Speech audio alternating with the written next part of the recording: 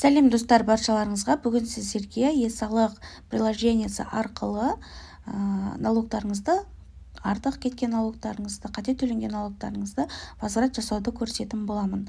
Бұл видео сіздерге пайдалы болады деп ойлаймын. Менің арнама тіркеліп, лайк басып, комментарий жазып, қолдай кетіңіздер. Егер де e-golf приложениесіне кіріп аласыздар, регистрация жасайсыздар, немесе парольдеріңізді жазып кіресіздер, тіркеліп қойған болсаңыздар, осы жерде е-салық дегенді таңдайсыздар.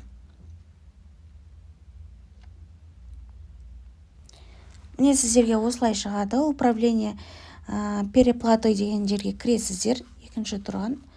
Және бұл жерде сіздер қайсысын возврат жасап жатырсыздар.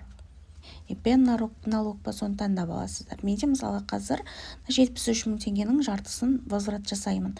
Для возврата деген таңдайсыздар. Қандай банкке сіздерге түсу керек возврат ақшаларыңыз. Сондықтан осы жерде Каспий банкты таңдаймыз. Менде Каспий банк.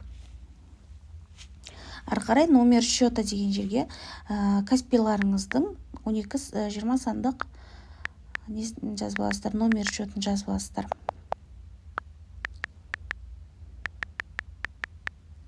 Ары қарай подтверждающий документтерге ештеңе қоймасаңыздар болады. Ары қарай продолжить деген батырманы басып келесі бетке өтесіздер. Мен сіздерде налогтарыңыз қайда жатыр, соны көрсетеді, қайда түсу керек, соны жасады. Суммасы қанша теңге сіздер возврат жасайсыздар, соны жазасыздар осы жерге.